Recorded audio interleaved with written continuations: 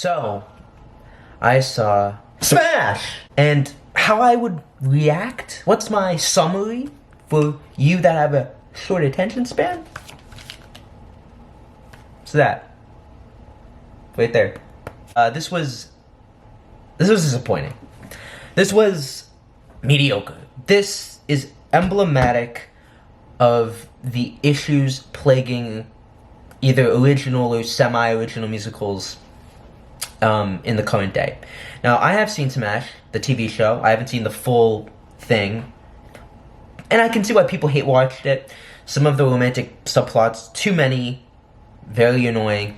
But you have to admit, the characters in that show were compelling. They were well written. There was drama, and the two rivalries between Karen and Ivy were very compelling. Very compelling. And you had actual stars, not stars, but like true Broadway talent. Christian Borle, that's all I can think of right now. But I was very interested to see what they would do with this because, you know, a lot of people said, oh, we want this to be the Marilyn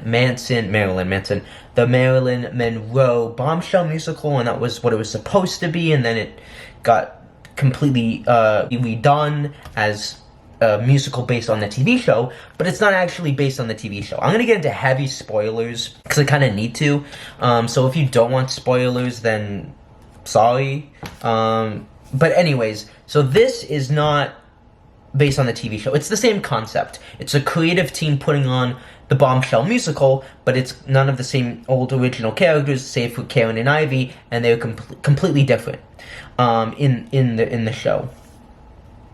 Now, coming into it, I knew the songs were going to be good. I knew that there was going to be good production values, and there were. I will start off with positives with this show, because there are a lot, and say that the first act I felt like was better than Act 2.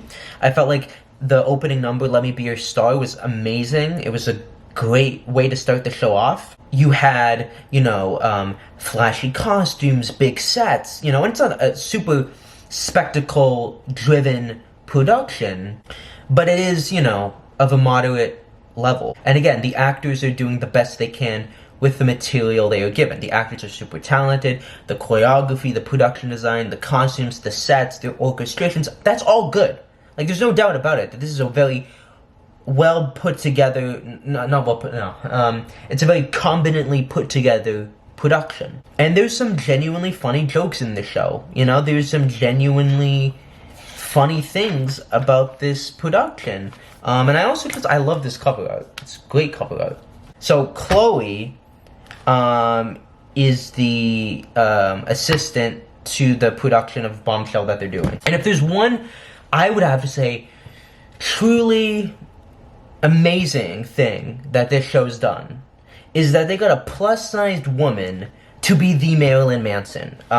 Basically what happens is Ivy and Karen both, one of them gets sick, one of them is not doing the show, and so they get Chloe to go on. And to see a plus-sized woman in a big, meaty, juicy ingenue part where her talent is there and in some ways is equal to or is better than the two ingenues that, have a very generic, acceptable look, was amazing. And they even commented on this in the show. And at the end, Chloe becomes Marilyn Monroe. And it's a beautiful story beat and moment. And I will have to say that, Smash, Moulin Rouge, a lot of these big musical comedies have very specific body types in the ensemble and in the main parts, in the main leads.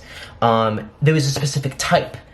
And that's not an issue. Well, you know what? It is an issue. It is, because there's a quote-unquote acceptable selling of body and looks. But unfortunately, that's where the positives end. This show is, I think the main issue with it is the book.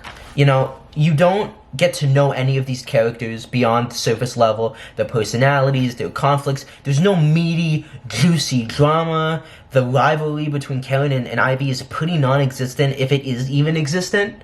You know, there's no diva off moments. Like, it's just not compelling. And the biggest sin of this musical, I would call this a cardinal sin. I don't think I've ever seen this in a musical before, is that Smash, none of the musical numbers advances the story. Which, it's okay if that happens, you know what I mean? I defend Joker too for that. But the biggest flaw is that none of these musical numbers gives insight into the characters' minds, their feelings, their emotions. I think Nigel says the line like, you know, when people can't express their feelings, they sing about it. And that's core to musicals. And this show has none of that. None of these musical numbers are about the characters. They're about Marilyn Monroe. They're in the Bombshell universe. And the 2 or 3 numbers that kind of relate to the characters are very surface levelly, generic, don't really give you any insight. And I think that's why this show is failing. Why people don't like it. It's because this is all of the potential, the makings of a potentially amazing musical comedy with very good, compelling characters. Like Bob Martin, who wrote the book of this, can write a good book. The Prom is a great... So Bob Martin can do comedy. And The Prom's an amazing book. And Scott Wittman and Mark Shaman are great composers. But I don't understand how they can have a workshop and then come to Broadway. It's almost kind of very ironic that in the musical they're like, we're trying to keep this candy, cotton, and fun with no substance. And yet this show is exactly that.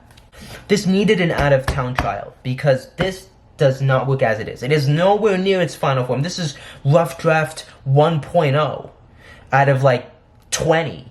Like, this is the starting off point. I don't know how Steven Spielberg saw this and was like, you know what? I'll invest in this, because yeah. I mean, the musical numbers are I think the biggest issue is that the musical numbers don't relate to the story of the characters at all, and so there is an emotional disconnection that you have with the show. And Act 1, it gets away with it because you're enthralled with the spectacle, there's enough jokes, but when you get into Act 2, which is where it gets a little bit more meaty, I started to fall asleep. I won't lie. I started to fall asleep, and you know why? It wasn't because I was tired. It was because I was disinterested. I was bored, because you had these dramatic moments, and then you had a number that... It really felt like a jukebox musical in that sense, where you would have, you know, numbers that just didn't do anything, and the drama just didn't go anywhere. And it's so frustrating because this is a creative team. This is a good creative team that has solid hits. So I don't understand or even can conceive of how they thought that this was a good idea. Like, this is like some of the dumbest ideas I've ever seen. And I know I'm being super harsh, but this creative team should have known better. To pull this, you know, wool over the sheep's eyes, or whatever the phrase is called. Because, in my opinion, they thought Smash will put in the big Marilyn Monroe numbers, not put our soul and heart into it, and it'll do its thing. It reeks of laziness, of having no point of view, of having no soul, of having no originality. It's so generic, and the ending is so bad. You have I don't even know his name, and who even cares at this point? You have the assistant have the final number, and it ends so weird and anticlimactically, and the lyrics are like just bad. It's like the one original song. The assistant and the old lady, cut those characters out. Scott brings nothing to the plot at all except unfunny bits. And Susan's purpose is so unclear. Like, at first it was funny, you know, like when Susan's like stopping the scene and Ivy's like that was funny, but then it got old. And it's the weirdest thing that Ivy doesn't like being a diva, but she's just playing this part for method acting over Susan's advice. But then you have an idea where there is no diva, star at all. Like, Ivy doesn't want to be this. We don't get any insight to Ivy's perspective. And it's weird that she, like, pretends to be it, and then she's like, oh yeah, you know what? I'm not gonna be this diva. You're out. And she's like, and then she leaves. It's like, what?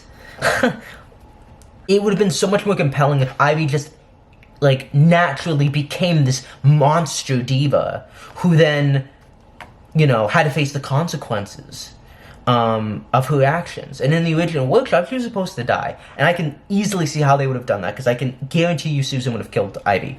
And that would have been more compelling. This needs a complete do-over. Like, there's no way that they will fix this in previews. There's no way. They will fix stuff to make it tighter, to make it more clear, but in this day and age, musicals do not make the necessary changes they need to make the show succeed. And I know it's controversial to review shows and previews. Andre said it's too early. You know what? These shows don't get better at all. I see this in April. It's going to be the same results. It truly is a mediocre show. It's a 5 out of 10. It is not worth your money. It is not worth seeing. It is just...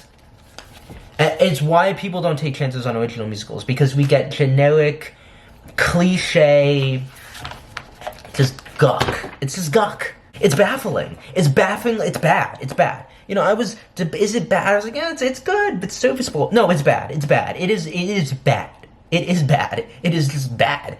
It is just bad. Yeah, it's bad. And it's boring, but then it's just, I don't know. I will say that from a business standpoint, I think this show is selling quite well. But I think that it will close in January. I truly think, or even in September. There's no way I know it's a fact that this will not be here a year from now. And Wonderful Elephants, Shocked, Bad Cinderella, I could go on. I have Some Like It Hot, Shocked, I don't know if I already said that one. Akimbo. Shows I've loved. I've predicted they're going to close. And this has a very small niche audience that's going to dry up. It's going to be very front-loaded. It is front-loaded. It will get nominations, but it's not going to win anything, and tourists are just not going to be interested in it. It's got a lot of inside jokes that aren't going to make it into the stratosphere of the norms, and I think it's because the quality of the show is just not great. Combine that with a niche audience, tourists not really being interested in it, and the fact that Boop and Death Becomes Her very similar to Smash, it's just going to cancel out. I think Death Becomes Her will cancel out Smash and Boop, and I think both of these will close in January, even though I have not seen Boop yet. But with these kind of shows, with this kind of quality, these shows just don't last. They don't. Okay, so that's my review on Smash. Yeah, go see maybe Happy Ending, or go see the Jonathan Larson Project, an amazing show, and that review is coming out as well. But yeah, peace. So I'm just editing the video, but one thing I wanted to mention was in Smash, Nigel said, they had this whole thing about theater influencers, which was super forced, and it was not good. But he addressed the audience in a meta moment, and in the opening night, they have a first preview, I forget which one it was, they have influencers invited. And he said, you know, who are the influencers out here? And he, you know, says, oh, I love you guys. And it's a joke, it's funny, because he hates influencers, and he thinks they're entitled pieces of trash. He used harsher language. But not that I consider myself an influencer. I guess I am, I don't know. But I kind of felt singled out.